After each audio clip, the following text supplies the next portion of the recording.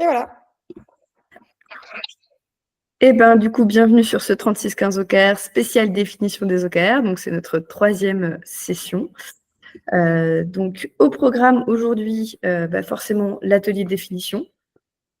Comment s'y prendre pour définir des OKR? Est-ce que c'est à notre boss de les définir? De quelle info a-t-on besoin pour les définir? Qui est-ce qu'on invite à nos ateliers?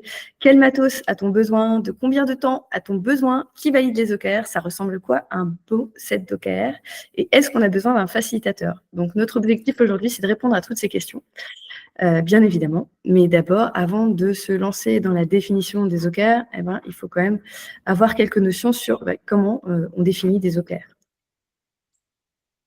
Marion, je te laisse. Oui, donc, comment on définit les OKR? Donc, les OKR, c'est évidemment des objectifs et des qui résultent. On le dit souvent, c'est pas très bien traduit en français, puisque la notion d'objectif, elle est un peu biaisée, donc on préfère parler d'ambition. Donc, qu'est-ce qu'on veut obtenir? C'est quelque chose qui est quantitatif, qui permet de projeter aussi l'organisation, puisque c'est une transcription de la stratégie. On y adosse ensuite des résultats clés. Donc, quelque part, c'est les objectifs de l'ambition, descendre à niveau. Donc, ces OKR, ils sont mesurables, évidemment, puisqu'on cherche à mesurer notre progrès dans le temps. Et pour alimenter tous ces résultats clés et se dire, est-ce qu'on va dans la bonne direction? Est-ce qu'on va bien aller atteindre notre objectif? Eh bien, on va y accoler des actions, des initiatives et des projets. Donc, ça, c'est tout ce qui est priorisé dans les roadmaps. Voilà, donc c'est tout ce qu'on va faire sur un cycle, par exemple, si on parle d'équipe, ou à l'année au niveau stratégique, qui va faire qu'on va atteindre notre ambition. Donc, comme on est un peu cruel, on s'est dit qu'on allait vous mettre à contribution sur cette session et de vous faire un petit quiz sur comment on définit les OKR. Donc, bien sûr, Marion nous a résumé rapidement un petit peu comment on écrivait des OKR, mais l'idée, c'est de tester réellement pour voir avec vous. Donc, on a pris le cas de la Fédération française de l'apéro, qui n'existe pas à notre connaissance, mais on aimerait bien qu'elle existe. Donc, le métier de cette organisation, c'est bien d'organiser des apéros géants et plus petits. Ils ont une mission qui est de rassembler et générer des moments de partage inoubliables, et une vision qui est de faire de l'apéro le sport préféré des Français. Bon, ils ne sont pas très ambitieux, c'est déjà un peu déjà le cas. Donc là, on dissocie déjà la mission de la vision. La mission, c'est vraiment à quoi ils servent, c'est quoi leur cœur de métier. Et la vision, c'est comment ils se projettent et quelle évolution ils veulent voir à l'avenir. Donc, vas-y, Marion. Quels seraient pour vous les bons objectifs? On vous invite à répondre dans le chat. Donc, donc on pense à la définition d'un bon objectif. Développer notre chiffre d'affaires de 30%, jouer l'apéro inclusif, C, surfer sur la vague des JO, D, lancer une nouvelle offre avec la Fédération française de golf. Bon, les JO sont passés, mais on a encore un peu dedans.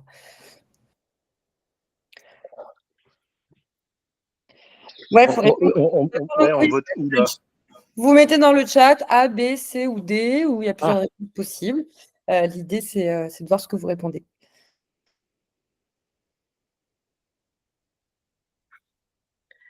Alors, on a du D, du A, du B ou du C, on les a tous.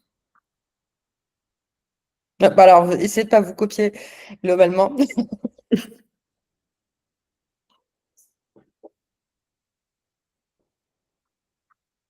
On passe à la réponse? On passe à la réponse. Donc, la réponse A était une mauvaise réponse. La réponse D aussi. Pourquoi? Parce que les objectifs, ils sont qualitatifs, ils ne sont pas quantitatifs. Donc, les bonnes réponses, c'était la réponse B, jouer l'apéro inclusif, parce qu'on se donne finalement une ambition de se dire, il y a l'inclusion, donc c'est un mot qui est assez fort. Le C était sur surfer la vague des JO, c'est un momentum en fait. Donc voilà, on peut se dire, OK, il se passe ça cette année, on veut s'accoler à cet événement. Donc c'est une bonne ambition aussi de se dire, on va aller profiter de ce moment-là pour mettre en place tout un certain nombre d'actions, etc. Donc forcément, le premier, comme vous avez répondu en masse, développer notre chiffre d'affaires de 30%. Alors là, c'est le piège classique. Donc déjà, développer notre chiffre d'affaires de 30%, ce n'est pas une ambition au sens OKR du terme, puisque globalement, on est tous là pour faire du business dans une entreprise. Et en plus, c'est chiffré. Voilà. Donc celui-là, c'était un gros piège, mais globalement, c'est le piège dans lequel beaucoup d'organisations tombent. Et lancer une nouvelle offre avec la Fédération française de golf, bah, c'est pareil, c'est pas une bonne ambition, c'est pas un bon objectif au sens OKR du terme, parce qu'on est sur une action, en fait. On va lancer une offre, bon, bah, c'est fait, c'est pas fait, mais qu'est-ce qu'on en fait derrière?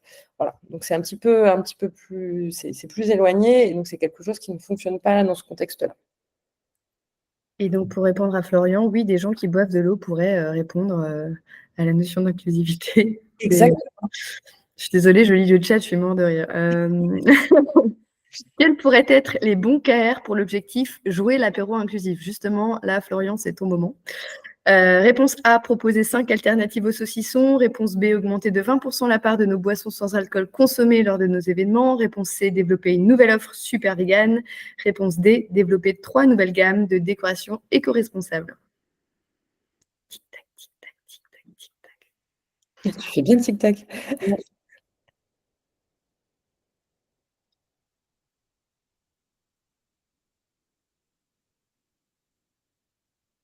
On a dit les bons KR. Hein. Petit indice. Oh, on a été trop gentils.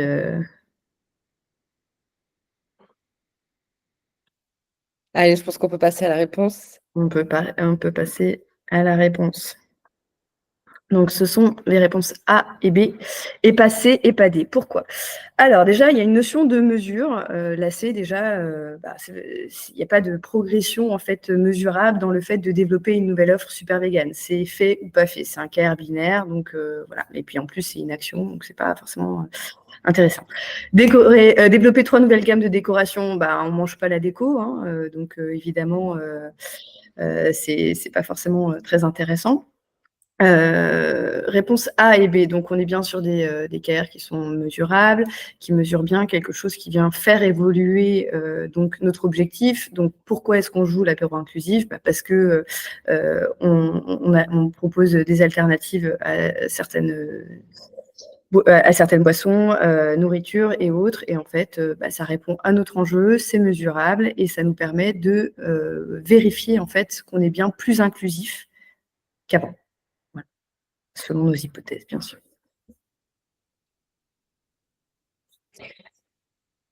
Autre question, on va continuer un petit peu à vous torturer. Quels pourraient être les bons KR pour l'objectif surfer sur la vague des JO? Donc A, on a noué 5 partenariats avec des grandes villes pour faire connaître la Fédération française de l'apéro. B, développer un système de licenciés de la Fédération française de l'apéro.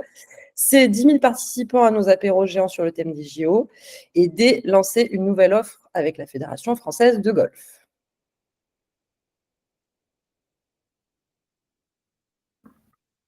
Ah là, on sent qu'ils sont plus affûtés. Hein. Ouais.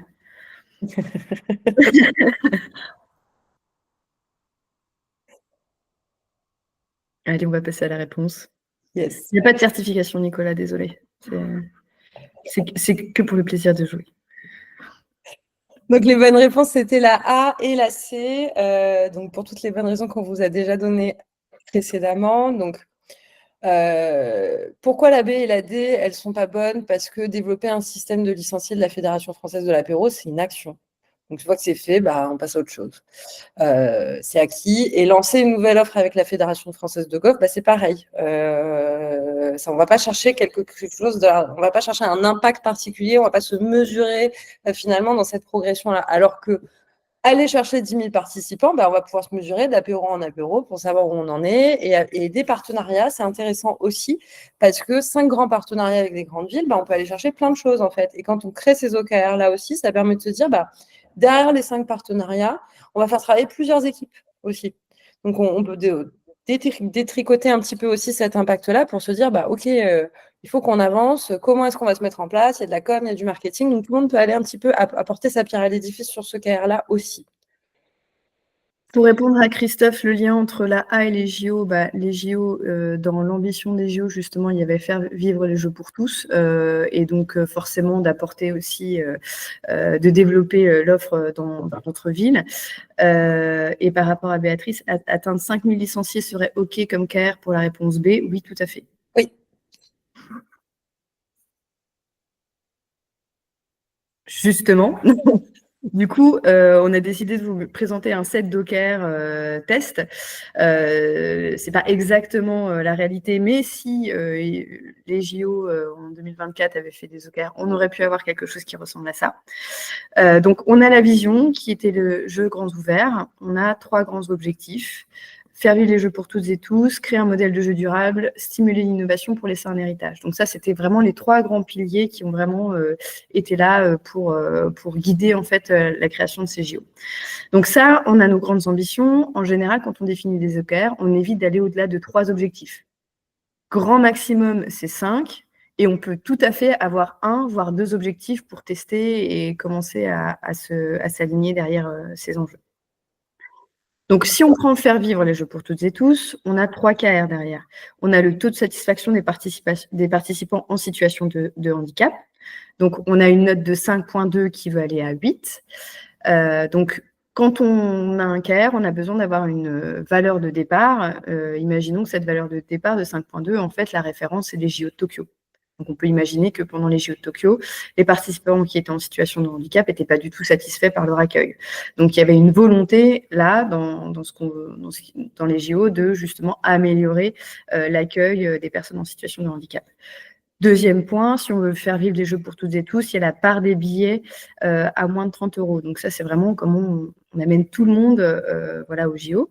Donc, il y avait la part des billets de moins de 30 € qui était de 5% des billets. Là, on veut monter à 25%. Donc ça on ne dit pas comment on veut y arriver, mais on se doute bien qu'il va falloir aller chercher des sources de financement pour pouvoir, ou alors réduire les coûts des JO pour s'assurer justement d'avoir quelque chose de rentable, tout en donnant l'accès à toute la population aux Jeux. Troisième point, nombre de personnes pouvant suivre les Jeux. Donc pour les JO de Tokyo, il y avait 3 milliards de personnes qui ont suivi activement les JO. Là, on voulait aller chercher 4 milliards. Et voilà, donc ce qu'on voit là avec ces CAR, c'est qu'on ne dit pas comment on va y arriver, on dit un petit peu l'impact qu'on cherche à obtenir. Et les équipes vont devoir définir les meilleures actions, les meilleures initiatives qui vont venir répondre à ça. Et on va voir que Marion...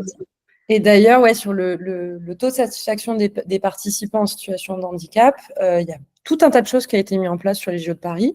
Maintenant que c'est terminé, il y a eu pas mal de choses qui sont sorties aussi dans la presse et à la télé. Typiquement, donc il y a eu des efforts qui ont été faits, mais on l'a vu même à la clôture de la cérémonie des Paralympiques, que clairement, enfin, le métro à Paris, on n'est pas prêt, on n'est pas prêt, on est loin d'y être. Donc c'est quelque chose qui a été remonté, qui a été dit. Donc ça a dû jouer effectivement sur ce taux de satisfaction. Il y a eu d'autres choses qui sont, alors évidemment, tout changer, tout le métro, etc., c'est compliqué.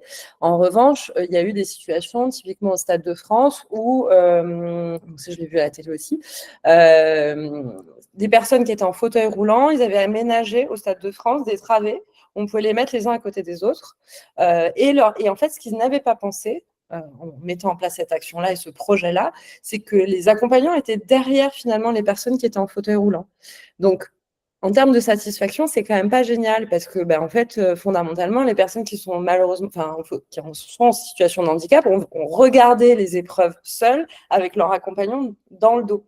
Donc, c'est là où on va mesurer cette progression aussi, et on est quelque part dans une itération aussi OK, on apprend. Bon, là, typiquement, c'est passé. Je ne sais pas s'ils ont pu changer. En tout cas, moi, je l'ai vu popper cette information et donc je l'ai gardée en exemple. Mais je ne sais pas s'ils ont réussi à le changer pour les épreuves d'après. Mais en tout cas, ça a été, sur le début des Paralympiques, un petit peu compliqué aussi en termes d'expérience. Donc, on va chercher finalement cette amélioration continue en permanence aussi grâce à cette mesure. Et on va le voir après de manière plus concrète. Oui, c'est vrai. En fait, c'est vraiment le principe de c'est pas parce que vous venez de délivrer votre app que votre app elle est téléchargée par vos utilisateurs, qu'elle est utilisée et qu'elle fonctionne bien et qu'elle satisfait votre utilisateur. Donc derrière le CARE, il y a l'idée d'aller chercher la satisfaction, d'aller chercher un résultat final qui va au-delà de simplement délivrer des choses. Donc, et puis ça nécessite en général d'aligner des équipes pluridisciplinaires pour atteindre réellement un impact. Donc ça, c'est pour la partie règles de définition, mais on n'est pas là pour ça, on est plutôt là pour l'atelier. Je veux bien. Juliette, je veux bien juste ajouter un petit truc, je rebondis. J'ai vu dans le chat, là, il y a quelqu'un qui a dit à partir du moment où il y a des chiffres pour les KR, c'est bon. Alors, souvent, oui, mais peut-être ce qu'on peut ajouter comme règle aussi, c'est qu'il y a des chiffres et si le fait que ces chiffres évoluent pendant la période dépendent de nous et à notre main. Si en fait le fait que les chiffres évoluent, en fait, ça dépend des actions du gouvernement, de la politique extérieure, du nombre de touristes qui vont venir, mais qu'en fait nous on n'a pas de contrôle là-dessus, à ce moment-là, souvent c'est retoqué. Donc c'est un autre critère, voilà, pour faire les OKR. Carrément.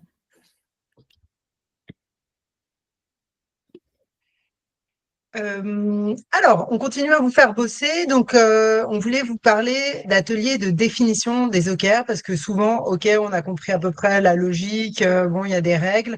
Mais souvent, quand il faut passer à comment on fait, c'est là où on sèche un peu et où la littérature, en tout cas de notre fenêtre, elle manque toujours un petit peu de détails. Donc, l'idée, c'est de démystifier aujourd'hui comment ça se passait. Mais avant tout, c'est aussi, je ne sais pas si pour vous c'est hyper clair, mais il y a plusieurs types d'ateliers de définition des OKR. Donc, on voulait vous faire voter sur ce qui vous intéressait le plus. En tout cas, ce parcours, on commence et puis peut-être après, on parlera de l'autre si on a le temps. En fait, il y a la fois où on définit des OKR stratégiques, donc les gros OKR de l'entreprise avec le CODIR, quand on parle d'une feuille blanche et qu'on n'en a jamais fait. Et comment ça se passe pour définir des OKR quand on est déjà dans le run, que les OKR sont déjà déployés, mais là, l'idée, c'est juste d'expliciter, de passer d'un cycle à l'autre.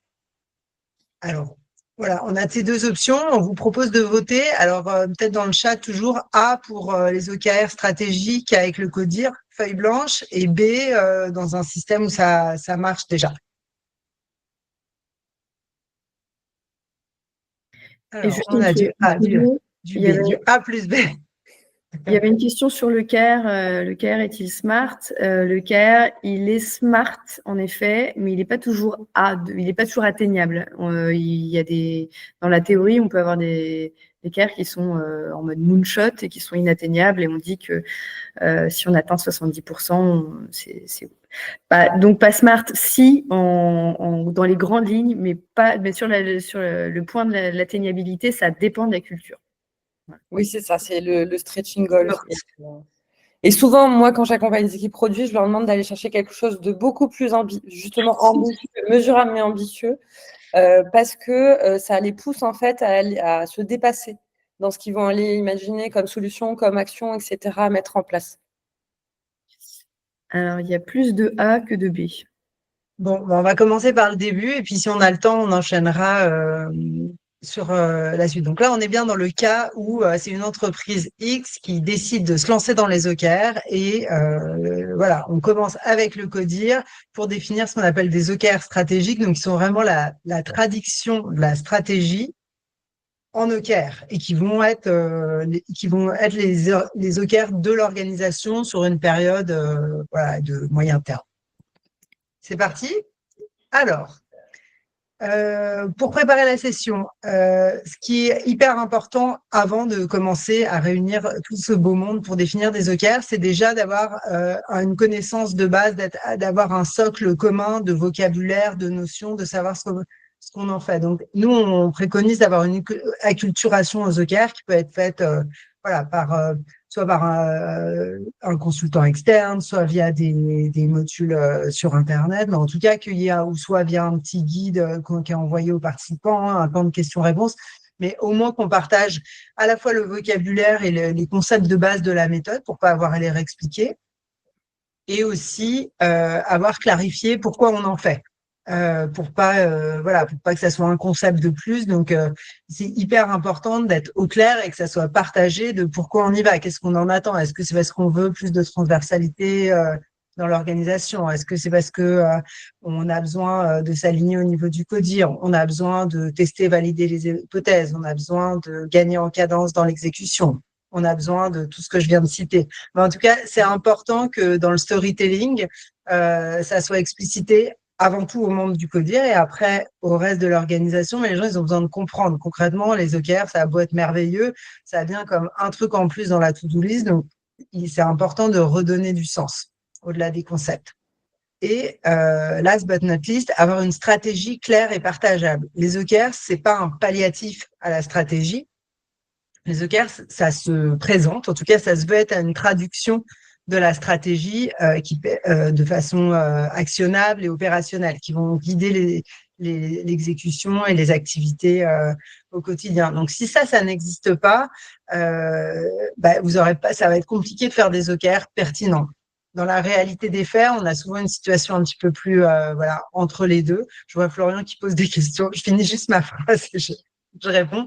Mais souvent, il faut avoir un minimum un minimum de matière. Ça arrive souvent que la stratégie soit jugée par certains pas suffisamment étoffée ou pas assez pertinente. Mais en tout cas, il faut qu'il y ait quelque chose de préalable, sans quoi nous, on déconseille de se lancer dans les OKR et peut-être de prévoir 2 ateliers de définition de la stratégie, soit en chambre avec tout le CODIR, soit avec uniquement le CEO. Mais voilà, ça, c'est à faire, c'est des cases à cocher avant. Oui, je vois les questions de Florian. Comment vous amenez la direction à utiliser les OKR? Vous leur vendez très, très cher. Vous essayez de les convaincre, vous les formez sur les avantages des applications.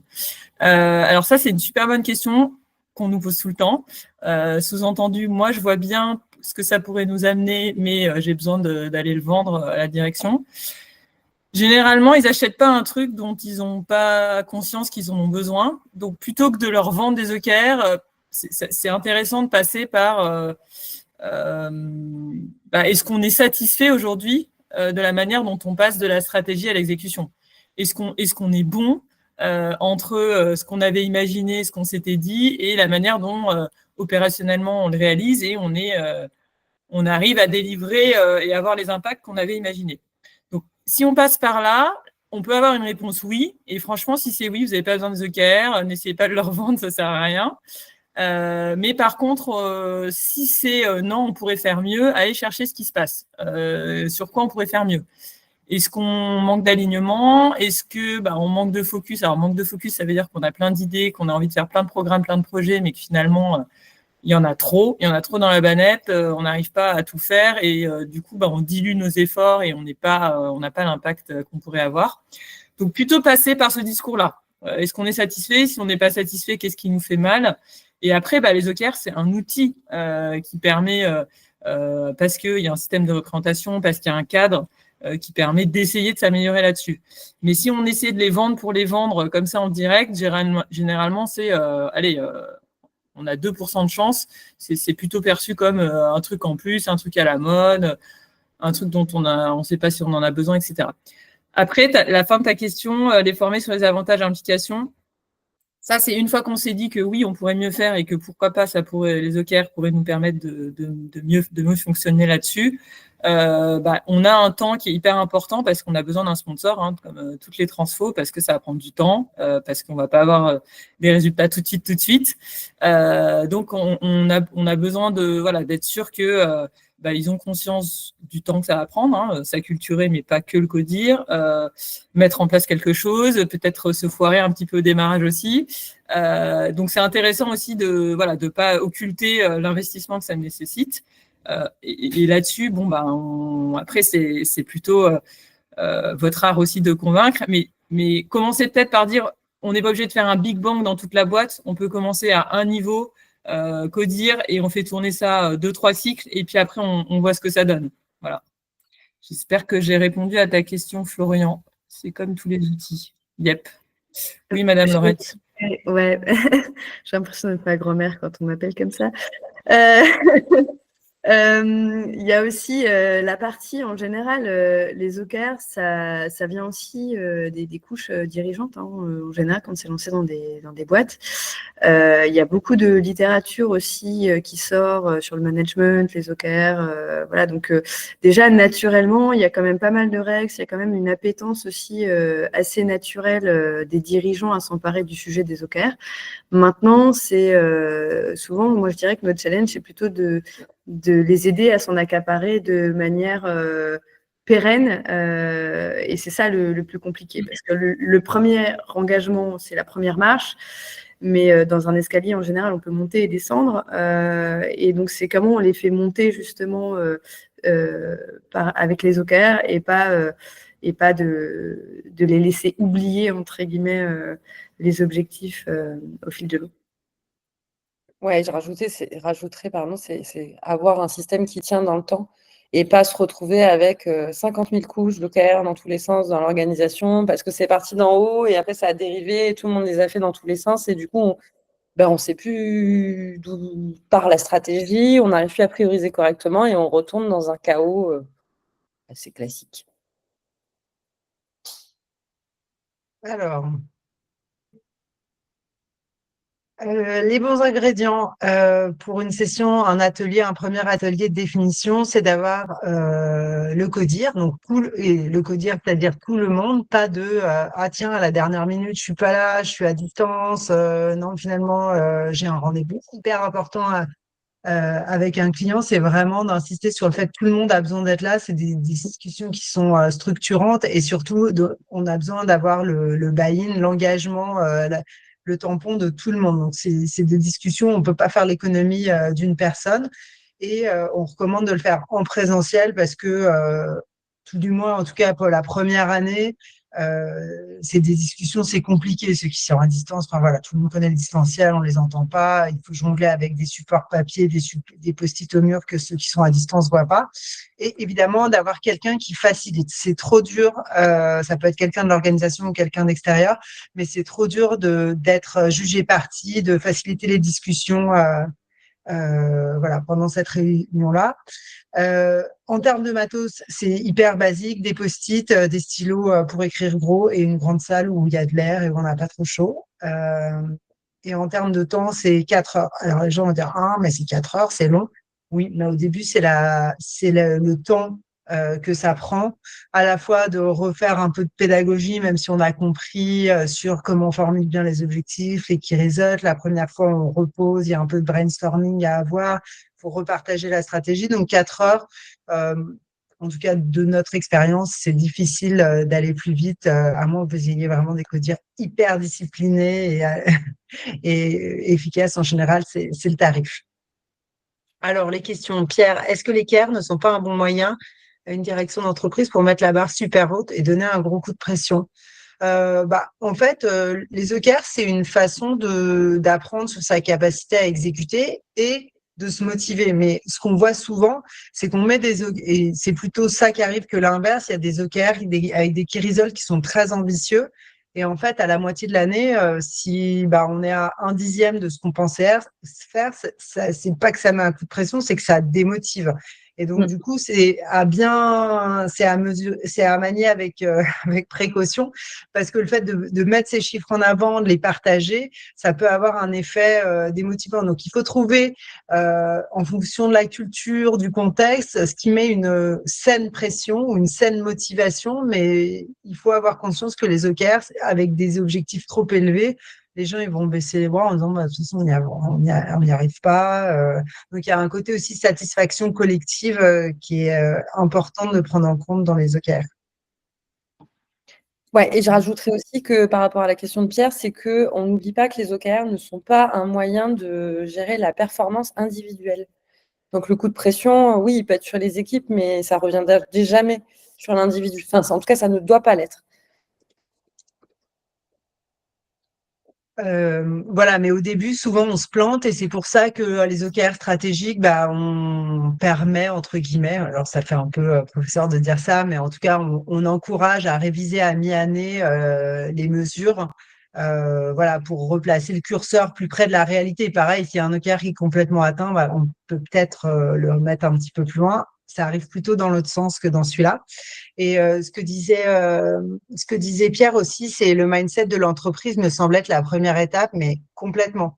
En fait, le mindset de la culture d'entreprise est très importante. Il y a des entreprises dans lesquelles ça va être évident, on communique, on avance, c'est simple et les gens vont tout de suite embarquer. Et d'autres où il va y avoir beaucoup plus de freins, où les gens vont tout faire pour faire bouger le chiffre, mais sans avoir l'état d'esprit qui va avec. Donc, prendre en compte la culture, ça c'est ça c'est du change management classique, mais c'est hyper important. Et effectivement, dans une boîte, les OKR vont pas se déployer de la même façon en fonction du président, des équipes, de la culture. Donc tout ça, c'est bien sûr à prendre en compte. Et je voyais un commentaire d'Emilie qui disait et à manger, bien sûr, à manger des choses sucrées, salées, des petites choses.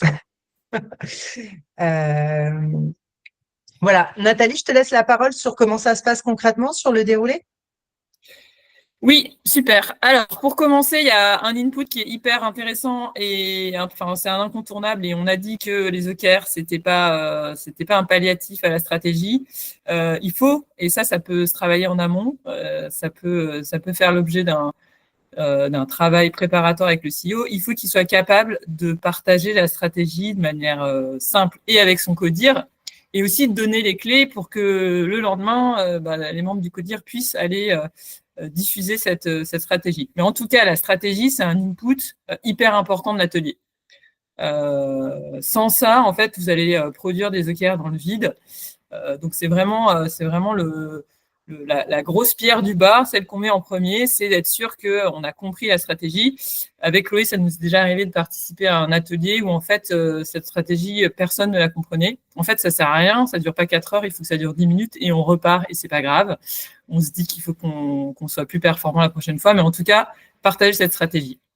Une fois qu'on a cette stratégie, on laisse un temps à chacun des membres du CODIR pour imaginer dans sa petite tête, avec ses petits post-it qu'il a appris à coller grâce à Christophe et Florian, comment si on se fait une projection à 2 ans, et là, on n'est pas encore dans des OKR, hein. On est vraiment on s'affranchit des concepts liés à la méthode, c'est plutôt sans aucune retenue, qu'est-ce qu'on doit avoir changé, d'ici 2 ans. Sans se dire est-ce que c'est un objectif, est-ce qu'il est bien formulé, est-ce que c'est un KR, j'en sais rien. Vraiment en partant de la projection, et là on peut aller dans de la sensation, dans de l'émotion, à quoi on verra en fait qu'on a cartonné dans 2 ans. À quoi on ressemblera, qu'est-ce qui se passera, comment. Donc on appelle vraiment ça dans les cerveaux de chacun, et donc chacun produit ses petits post-it, et le temps d'après c'est qu'on partage. Donc, on partage rapidement ce qu'on a. Et là, on voit qu'on a déjà des thématiques. On a des thématiques parce que on est dans la même boîte. Alors, même si on a des fonctions différentes, des métiers différents et qu'on n'a pas les mêmes quotidiens, on arrive assez rapidement à faire des clusters, des thématiques similaires autour de ce qui est produit, ce qu'il y a dans la tête des uns et des autres. Alors, forcément, monsieur ou madame RH n'aura pas exactement les mêmes choses que monsieur et madame Tech, ou Madame Tech, mais globalement, les grosses patates de l'entreprise, et là, c'est un effort qu'il faut faire dans la phase 2, c'est vraiment de les sortir de juste leur petit carcan, quoi. On voit la stratégie, et à quoi on verra qu'on aura cartonné dans 2 ans. Une fois qu'on a ces thématiques, en fait, et qu'on les clusterise, on a des thèmes, et de ces thèmes-là, on peut arriver à définir des objectifs. Ce qui se passe à ce moment-là, c'est qu'il va falloir faire des choix. Alors, soit il y a des petits malins qui font des super objectifs en disant ces trucs-là et ces trucs-là, en fait, c'est à peu près la même chose, mais ça pourrait être ça en mieux. Mais une des autres options, c'est qu'on va devoir faire des croix sur des clusters. Vous n'allez pas pouvoir tout faire, vous n'allez pas pouvoir tout imaginer. Donc, qu'est-ce qu'on garde, qu'est-ce qui semble le plus crucial? Alors, je vais lire un petit peu. Donc, idéalement, les commentaires. Chloé, peut-être je te laisse toi voir s'il y a des. Voilà, le visioning. C'est pas Nathalie. Pardon? Oui, il y a visioning et après, il y a un truc sur le KR lead sur lequel on pourra peut-être revenir à la fin, mais peut-être sur le fait de se projeter dans la situation, tu peux peut-être commenter. Ouais, alors on peut. Oui, sur le visioning, c'est ça. Alors après la formation pour Faucit, on peut faire une formation visioning. C'est vraiment de se projeter et de se dire imaginons-nous dans 2 ans, où est-ce qu'on est arrivé. Donc une fois qu'on a regroupé les thématiques et qu'on en a sorti des objectifs, là, des grands objectifs, là on peut commencer à mettre un peu de méthodo, dans le sens où on dit est-ce qu'ils sont qualitatifs, est-ce qu'ils sont ambitieux, est-ce qu'ils sont inspirants. On peut commencer à les modeler pour arriver sur des objectifs type OKR. 1 à 3, max 4. Juliette tout à l'heure a dit max 5. Vous allez voir que c'est super dur de réduire toute l'ambition de sa boîte à si peu, mais que c'est nécessaire. Parce que mécaniquement, si vous en avez 6 et que pour chacun vous avez 3 KR, ça en fait 18. Et 18, c'est 2 fois plus que 3 fois 3. Voilà. Donc, c'est hyper important et c'est pas facile. Hein. On ne dit pas que c'est facile. Et c'est pour ça que c'est important d'être en présentiel, d'avoir tout le monde, parce que c'est des conversations qui font mal. C'est des conversations qui sont sont parfois douloureuses. On va chercher des trucs qu'on coupe. Il y a aussi le jeu des égos. Hein. Bah oui, bah si moi je me retrouve pas directement dans les objectifs, est-ce que ça veut dire que ma direction elle compte pas? Est-ce que voilà. Donc tous ces trucs-là, ça ressort à ce moment-là. L'idée, c'est c'est aussi là que c'est important d'avoir un facilitateur, c'est de tenir cette barre-là de bah non, si on en met 5, ça vous rend pas service. Ça vous rend service pour les 4 prochaines heures, mais ça vous rend pas service pour les 2 prochaines années. Donc vraiment essayer de tenir cette contrainte-là qui sont qui sont la preuve que vous avez réussi à prioriser quelque part ce que vous allez exécuter sur les prochaines années. Ensuite, une fois qu'on a donc ces objectifs, on les décline. Donc là, il y a plusieurs possibilités ou questions qu'on peut poser, mais l'idée, c'est de se dire à quoi on verra, quel impact on veut voir, qui nous met en chemin de cet objectif, en fait, qui nous permet de nous dire, OK, on a travaillé pour cet objectif-là. Donc là, c'est pareil, donc c'est l'exercice du quiz de tout à l'heure, quantitatif. L'idée, c'est qu'on puisse les mesurer le progrès qu'on fait sur ce qui nous semble le plus important. Ambitieux, alors avec un curseur à positionner selon le contexte de la boîte. Hein, une boîte qui va super bien, qui a plein de recrues à fond, etc., peut-être qu'on va aller chercher un truc un peu plus costaud. Une boîte pour laquelle on a fait un divisé par 2 sur l'effectif parce qu'il y a eu un gros coup dur, on a perdu des gros clients, peut-être qu'on a besoin à un moment aussi de consolider, donc de créer des victoires, de créer des trucs où on y arrive. Donc là aussi, sur les KR, l'arbitrage, il appartient aussi au codir et vous pouvez, dans la facilitation, mettre mettre de l'explicite là-dessus. Est-ce que c'est équilibré? Est-ce que ça correspond à la culture de notre boîte, notre contexte, là où on en est? Mais de les avoir quantitatifs, ambitieux, mesurables. Et pareil pour chacun des objectifs, en choisir, on a dit 1 à 3, max 4. Moi, je pense que 2, c'est déjà pas mal. Chloé? Oui, on a juste un petit point sur l'horizon de temps. En fait, là, quand on fait cette définition d'objectifs et de key results, souvent, on se projette. Alors, soit on se dit, OK, on est à 2 ans, on est à 1 an, on est à 18 mois. Ça dépend aussi à quel moment on est dans l'année. Si on est en septembre, on va peut-être se dire, on se projette à 15 mois. Donc ça dépend aussi de la stratégie. Mais pour les key results, et là, la tentation est un peu parfois grande. C'est un peu le bordel entre les North Stars, les métriques, les trucs. En fait, il faut que tous les key results, toutes les mesures, elles aient le même horizon de temps. Donc ça, c'est aussi quelque chose à avoir en tête parce que parfois, il y a les chiffres dans le BP à 3 ans, il y a une North Star à 10 ans que personne n'intéresse. Donc là, d'essayer de lisser aussi entre toutes les données qui peuvent flotter dans la galaxie de l'entreprise, d'essayer de remettre tout ça sur une même échelle de temps. Yep. Donc là, on imagine qu'on a bien travaillé. Au bout de 2h30, 3 heures, on a nos 3 objectifs. Pour chacun des objectifs, on a nos 3 KR. L'étape 7, c'est identifier des leads de KR. Donc le lead de KR, c'est, alors Florian, il a mis une question là-dessus. Le lead de KR, c'est celui qui va un peu avoir la charge mentale du KR. C'est celui alors c'est pas lui qui va tout faire, non, mais c'est celui qui va avoir la dure mission de se créer une première idée de comment on y va, par quoi on va passer, quels sont les projets qu'on peut mener, les initiatives, les actions, de qui je vais avoir besoin, de créer un petit peu, vraiment, il prend sa fiche de KR là et il imagine comment arriver au résultat. Si on reprend le cas des JO, sur les personnes atteintes de handicap ont un taux de satisfaction qui passe de 5,2 à 8, et on voit bien qu'on a 1 milliard d'options à activables pour faire progresser ce truc-là.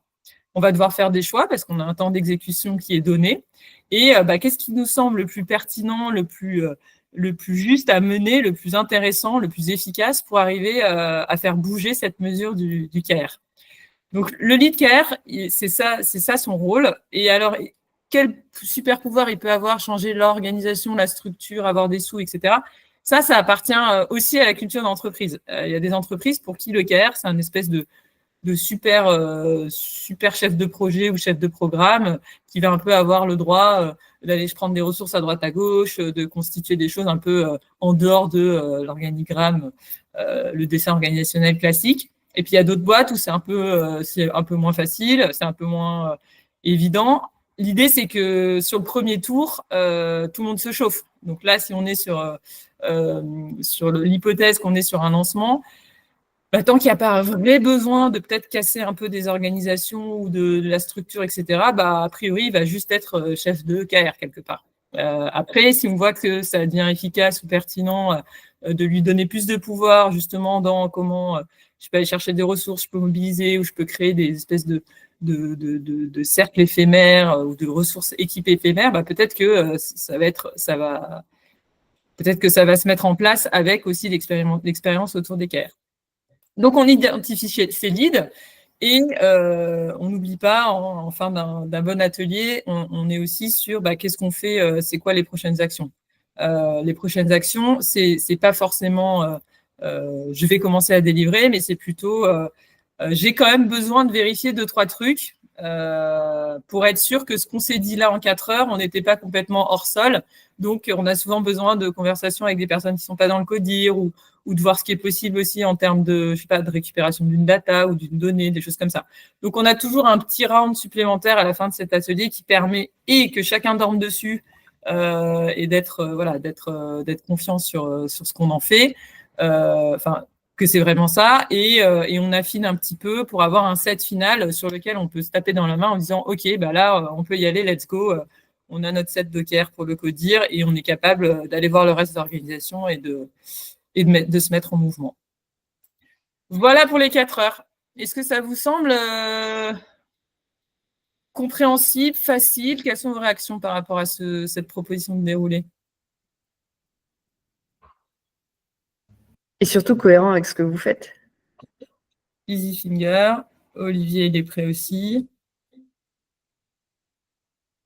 Florian, ok. Nickel. Florian, est-ce qu'il y a des choses qu'on ne vous aurait pas dit? Il y a la résistance au changement, mais justement, ça fait partie des next steps du déploiement aussi. Voilà, on ne lance pas comme ça en disant tenez, voilà les OKR stratégiques et débrouillez-vous.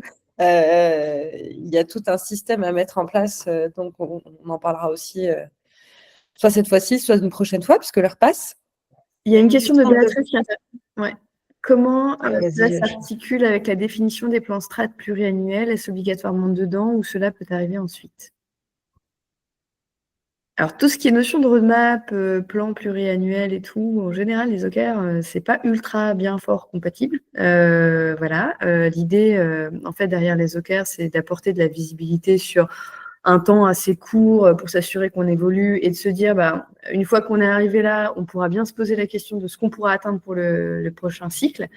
Donc, il y a quand même une notion d'agilité stratégique. On évite d'avoir une roadmap à 3 ans avec 153 initiatives stratégiques. Ça ne fonctionne pas.